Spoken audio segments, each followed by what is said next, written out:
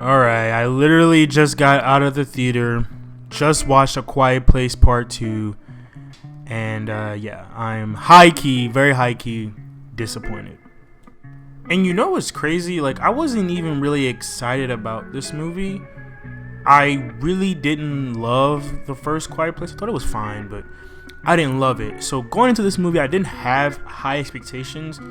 I kind of just wanted it to be a little bit better than the first Quiet Place, but oh boy. And before I continue with the video, the movie isn't trash. I don't think it's trash. I don't think it's bad.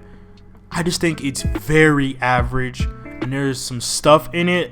Well, there's a couple issues in this movie that I want to talk about, but there's one big issue that I keep having a problem with. By the way, there are no spoilers, so this is safe to watch. If you haven't seen the movie, it's safe to watch. I'm not going to spoil the movie for you. Before going to this movie, I recommend you watch the first Quiet Place, preferably before you go and watch this one, because it literally continues the story from where the last movie left off. Let's start off with the positives, because I don't have many. I will say my first positive is the world. This world is down bad. I love apocalyptic movies and games when they're done right, and one thing that The Quiet Place 2 does get right is the world. It's empty, there's no resources, you really don't see any other people. It's a beautiful world, but also really dark and scary, and I really enjoyed that about this movie. I will say they did that part of the movie right. For the most part, the acting is really well, specifically with Melissa Simmons. I think she carries this movie, and the movie is really focused on her and her character. It's not really focused on Emily Blunt's character at all. It's really focused on Melissa's character, or Millicent's character, and I think for the most part, the acting is really good. I like the dialogue. I don't think it's great dialogue, but I do like that they're talking more, because that was one of my biggest issues with the first one, is that in spots it was a little bit boring. In this movie, they really balance it really well. There's a lot of dialogue, and even if it is in sign language, it's still dialogue. We're still learning more about the characters. I enjoyed that about this movie. I will say the dialogue is fine. I do like that they're talking a bit more in this movie than the first movie. And as far as my positives, they all in there. Oh my goodness, the jump scares and the last minute saves were getting on my last nerves. At no point did I ever feel like these characters, or at least the main characters, could die.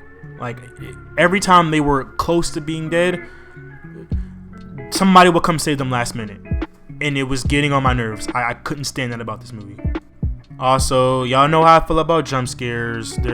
Every scare in this movie is a jump scare, and if you're not into that type of stuff, it's going to get on your nerves, because most of this movie scares is jump scares, and I couldn't stand that about this. And it's really sad, because this movie has a lot of potential. It had a lot of potential. I mean, the movie's supposed to come out last year, I believe, in March, but because of the pandemic, it didn't come out. So they had time to go and change some stuff, reshoot, and they didn't. Well, at least I don't think they did. The movie is just full of jump scares and last minute saves, and if you're not into that, you're gonna find this movie quite boring, because other than that, that's really the tension. There's really no tension in this movie. I don't ever feel like any of these main characters could die at any point in this movie. And y'all, that ending, man, that ending was so disappointing. I couldn't believe they actually ended the movie that way. We don't get a satisfying ending to the story. I mean, y'all, the movie literally just stops. It ends with no conclusion, no really last dialogue. It just stops. It just stops. They do something to these monsters, and then they just stop. The movie just stops. And I don't know if they're setting up for a third one. I believe they are, because I'm sure this movie's gonna make a lot of money. But y'all, the ending was probably the most disappointing, because the movie just stops. It just ends. But yeah, guys, that was my quick thoughts on The Quiet Place 2. It's not a terrible movie. It's not a bad movie. It's not a great movie. It's fine. I wouldn't pay more than $10 for this movie. I probably would just wait until it comes out on Paramount Plus or wherever you watch movies on. It's not worth it. It's not worth the money. Save your money. Unless you're going on a date, don't go see this movie. It's not anything special. But yeah, guys, those are my quick thoughts on The Quiet Place 2. If you've seen the movie, tell me what you think in the comment section. Or if you are planning on seeing the movie, what did you like about the first one? I'm genuinely interested to see what you think about the first one. Thank you for watching the video. Like the video, share the video, subscribe if you're new. More videos coming soon. We're doing The Conjuring when it comes out, I believe next week on June 4th. So stay tuned. I appreciate you watching. Have a great day.